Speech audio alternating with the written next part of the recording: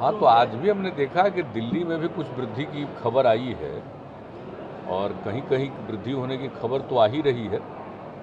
और हम लोगों के यहाँ तो आप जानते ही हैं कि 5 था, उससे भी थोड़ा बढ़ा है, 2-4 और बढ़ गया है। लेकिन हम लोगों के यहाँ तो ज़्यादा जानते ही हैं कि लगातार जांच कराया जा रहा है और कॉन्शसनेस बहुत है। लेकिन सवाल है कि बाहर में कहीं कुछ होगा तो आना जाना तो रहता ही न है। कोई भी आदमी वहाँ से आएगा, कहाँ होगा। तो यहाँ पर बहुत ज़्यादा लोगों को अलर्ट रखने का पूरा प्रबंध किया जा रहा है ताकि कोई आएंगे जाएंगे ताकि उनका जांच वगैरह होता रहे। और सब लोगों से आग्रह है कि जांच जरूर कराइएगा।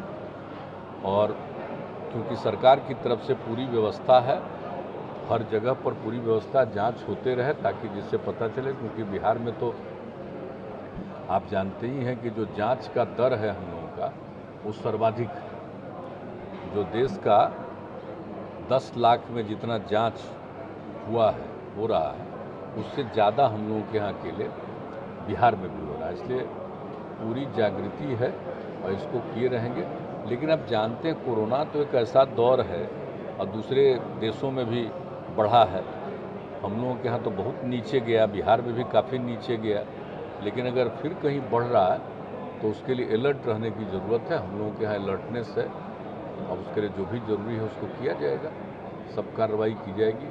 और सिर्फ कोरोना ही नहीं, हम तो बार बार आपको कह रहे हैं कि भीषण गर्मी के चलते जो अन्य प्रकार की बीमारियों का भी खतरा है, उसके लिए भी काफ़ी विभाग के द्वारा और प्रशासन के द्वारा सब जगह इसके लिए ध्यान रखा जा रहा है।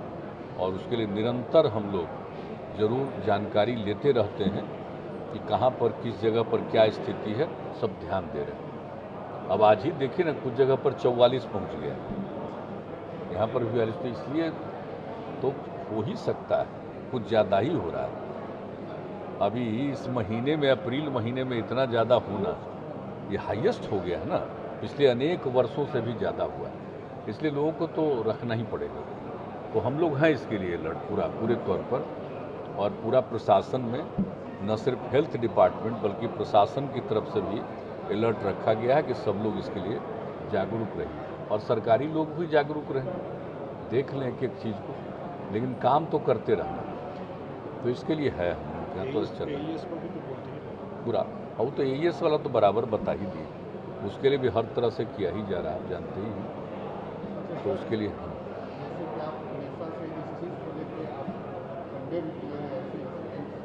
जिस ढंग से प्रोसेसर, नमाज, अजान को लेकर पूरा माहौल पूरे देश में जिस ढंग से इंसिडेंट्स हो रहे हैं, यहाँ से भी कुछ कमेंट्स आ रहे हैं आपके जैसे। देखिए, यहाँ पर हम लोग शुरू से, जब से काम करने का मौका मिला है, तब से हम लोग आपस में किसी तरह का विवाद न हो, झंझट न हो।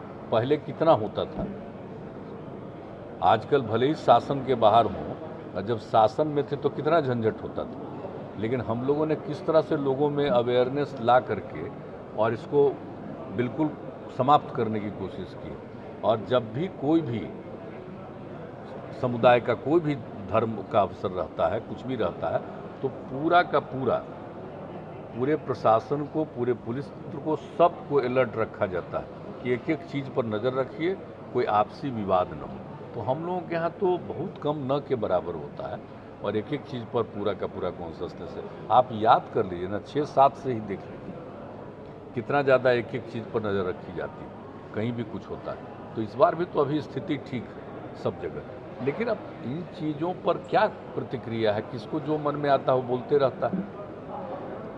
लेकिन हम लोग तो यही चाहेंगे कि भाई, आप तो देखते हैं हम तो सब जगह कि आपस में प्रेम और भाईचारे का भाव रखना चाहिए।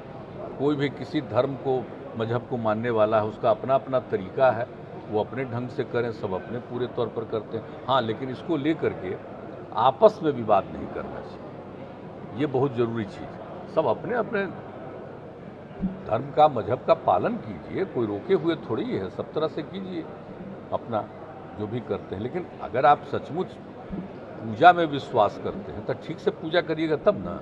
एक दूसरे से झगड़ा करना से पूजा का कोई संबंध है? अगर कोई भी किसी कम्युनिटी का हो, अगर आपस में इस तरह का कोई विवाद करता है तो मान लीजिए कि उसको धर्म से कोई मतलब नहीं। इसका मतलब है कि वो सही आदमी नहीं है, किसी न किसी प्रकार से कोई विवाद पैदा करना चाहेगा। लेकिन हम लोग यहाँ बिहार में इसको लेकर के काफ़ी अलर्टनेस किए, और यहाँ पर देख रहे हैं ना कि पहले किस तरह की स्थिति रहती थी, अब धीरे धीरे कैसी स्थिति हो गई। इसलिए यहाँ पर अलर्टनेस है, इतना हम आपको जरूर कहें। यहाँ पर ऐसा कुछ नहीं, लेकिन कुछ ना कुछ तो इधर उधर होता ही रहता है, उसके लिए ज़्यादा चिंता मत करिए। यहाँ पर सब लोगों को हम लोग इजाज़त देते हैं कि पूरा करिए, पूरे तौर पर सबकी इज्जत करते हैं, हम लोग किसी को अपमानित नहीं करते। इज्जत इसलिए करते हैं कि सब जरा पूरे तौर पर विश्वास रखो और कहीं एक दूसरे के खिलाफ मत करो गड़बड़ी, अपना पूरे तौर पर अपनी तरफ विश्वास रखो और करो, खुद करना है जो भी तुमको जो भी करना है। मंत्रिमंडल में से ही आपके जो सदस्य उन्हीं लोग का कुछ न कुछ स्टेटमेंट ऐसे आते हैं जो कि थोड़ा सा हम नहीं देखें, अगर स्टेटमेंट पर आए तो हमको बता दीजिएगा फ़ोन से, हम तुरंत पूछ लेंगे उनसे कि काहे के लिए बोल रहे हैं।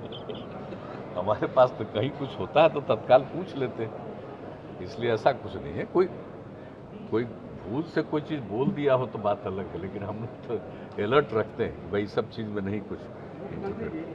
प्रशांत किशोर आपकी पार्टी में इम्पोर्टेंट पोजीशन पर है, कई पार्टी के काम में आप कांग्रेस के लिए जिम्मेवारी संभाल रहे हैं कि कांग्रेस का किस्मत 2024 में बदल जाए। ऐसा कहा भी जाता है कि विपक्ष को मजबूत रहना चाहिए लोकतंत्र की सफलता के लिए, लोकतंत्र की अच्छाई के लिए। तो आपको क्या लगता है कि आपका अनुभव है, प्रशांत किशोर आपके लिए काम कर चुके हैं कई पार्टी के, तो क्या लगता है प्रशांत किशोर कितना सफल हो पाएंगे और वहाँ कितना? इस पर मेरी कोई प्रतिक्रिया नहीं, हमारी इस पर कोई प्रतिक्रिया नहीं। देखिए, सबको अपना अधिकार है, राजनीतिक रूप से कोई क्या करना चाहता है उसका अपना अधिकार है। हमसे व्यक्तिगत संबंध रहा है भी, लेकिन मुझसे जब बातचीत होती है कभी भी तो ये सब बात तो कभी नहीं होती। तो हम तो पहले भी बता चुके हैं, मेरी तबीयत खराब थी तब करना, या दिल्ली गए हुए थे तो हालचाल लेने के लिए, तो हमसे जो संबंध है दूसरा है। लेकिन राजनीतिक रूप पर तो सबको अधिकार न है भाई कि कौन क्या करना चाहता है। तो सबसे पहले किनके साथ था? बीजेपी के साथ था। मान लीजिए हम लोगों के साथ आया, फिर कहाँ चला गया, कहाँ गया, तो उसकी अपनी इच्छा न है भाई, किसी भी व्यक्ति की अपनी इच्छा, उसमें हम क्या इंटरफेरेंस करें कि कहाँ किन से बातचीत हो रही है, नहीं बातचीत हो रही है। हाँ, हमसे फिर अगर बातचीत होगी तो हालचाल पूछ लेंगे, आप तो जो पूछ रहे लेकिन हमसे बात होगी तो हालचाल पूछेंगे। लेकिन ऐसे हमारी कोई इसमें मतलब कि इंटरफेरेंस नहीं, न इस पर मेरी कोई प्रतिक्रिया है, न कोई भी कुछ करता, उसमें हमारा कोई इंटरफेरेंस नहीं। एनडीए का पूरे इंडिया में जो बाई इलेक्शन हुआ, लोकसभा का एक सीट और बाकी विधानसभा की जो बाई इलेक्शन, तो इस रिजल्ट को आप किस रूप में देखते हैं? देखिए, ये सब बाई इलेक्शन कोई बहुत मतलब नहीं है, कोई खास बात नहीं है, कहाँ पर कौन था। अब हम लोग क्या, मान लीजिए कि एक जगह बाई इलेक्शन में अगर मात्र हार हो गई थी, कौन ऐसी खास बात है, लोग की जो इच्छा जैसे कि कुछ बात हो। इसके पहले 2 बाई इलेक्शन हुआ तो हम लोग जीते नहीं थे। अब इसके बारे में ज़्यादा कुछ बहुत नहीं मतलब है। ये अगर कोई सोचता है कि आज हम जीत गए वो तो बहुत भारी चीज़ हो गया, तो उस सब का कोई बहुत मतलब नहीं है। ये कोई जनरल इलेक्शन है, ये सब तो मामूली चीज़ है, और हम तो शुरू से कह देते हैं कि उस पर हमारी कोई प्रतिक्रिया नहीं। हम लोग तो गए नहीं थे अपना एनडीए के उम्मीदवार के लिए, तो सब लोग प्रचार किए ही थे, लेकिन वहाँ के बारे में क्या हुआ अभी पूरे तौर पर जानकारी नहीं है कि दरअसल क्या हुआ, क्या कारण हो गया, क्या नहीं हुआ। तो ये हमारे भारतीय जनता पार्टी के लोग इसके लिए सक्रिय हैं। कभी हम लोग आपस में बातचीत करेंगे तो जानकारी मिलेगी कि मामला क्या था, लेकिन हमने नहीं ध्यान दिया था कि किसी का क्या है, किसके बारे में क्या हुआ। लेकिन अखबारों में तो बहुत छप रहा है, तो अखबारों में जो छपता है तो एक अपनी बात है, उसी पर हमसे पूछ रहे हैं, लेकिन हमको कोई उसके बारे में बहुत व्यक्तिगत रूप से जानकारी नहीं। लेकिन जनता मालिक है, उसको जो मन करे, जिसको वोट दे, तो उस पर कोई हम कभी आज तक कमेंट नहीं करते। तो इसके लिए ज़्यादा मत करिए। बिहारी बाबू और बंगाली बाबू हो गए, तो अब बंगाली बाबू के रूप में क्या मजबूत कर सकेंगे अपोजिशन को? यहाँ तो बिहारी बाबू के रूप में तो काफ़ी सफल है, बंगाली बाबू के रूप में कितना सफल रहेंगे? तो क्या चीज़ करेंगे बंगाली बाबू के? अरे बिहारी बाबू और बंगाली बाबू क्या, सब हिंदुस्तानी बाबू हो जाइए, सबसे अच्छा है। क्या दिक्कत है इसमें? चलिए, आप लोग बुलंद रहिए। आपका स्पेशल पैकेज का जो डिमांड रहा है काफ़ी मतलब सालों से चलता रहा, अभी रिसेंटली आप देखिए ये सब तो हमारा है ही है, वो सब तो है ही, लेकिन अभी कोई चर्चा इसकी करने की ज़रूरत नहीं है। ये सब तो हम लोग शुरू से करते ही रहते हैं, काम भी करते रहते हैं, और जो बिहार को ज़रूरत रहती है उसके लिए बात भी करते रहते हैं, डिमांड भी करते रहते हैं, लेकिन इसको कोई इशू बनाने से अभी क्या फायदा है। सेंट्रल गवर्नमेंट के मिनिस्टर्स का जो स्टेटमेंट आता है तो लगता है कि निगेट करने की कोशिश की जा रही है कि भाई चलिए ना, कौन क्या स्टेटमेंट देता है, तो हम लोग तो जितना बिहार के लिए करते रहते हैं तो आप लोगों को पता ही नहीं है। मांग भी करते हैं लेकिन काम भी करते हैं और पूरा ध्यान भी देते हैं, तो लगे रहते हैं। तो इस सब पर ज़्यादा मत चिंता करिए। अभी सबसे ज़्यादा ज़रूरत है कि हम आग्रह करेंगे सब लोगों से कि ज़रा लोगों को अलर्ट करिएगा। ये चौथा बार फिर आने का झंझट है, तो ज़रा सब लोगों को अलर्ट आप लोग भी करवाइए। आज जिस तरह का मौसम हो गया है ना, इस मौसम में भी सब लोगों को ज़रा सा अभी महीना 2 महीना इसी सब में थोड़ा सा अलर्ट करवाइए आप। बाकी तो कुछ होते ही न रहेगा राजनीतिक इधर उधर, वो सब उतना इम्पोर्टेंस नहीं है, लेकिन लोगों के लिए सबकी सुरक्षा सबके को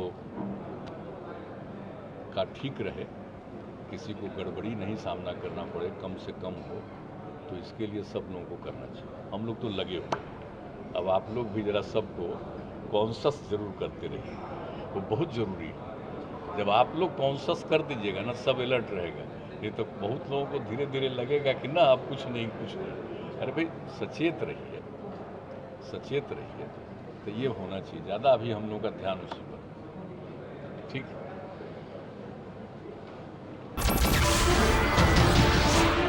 नमस्कार, मैं हूं मानक गुप्ता।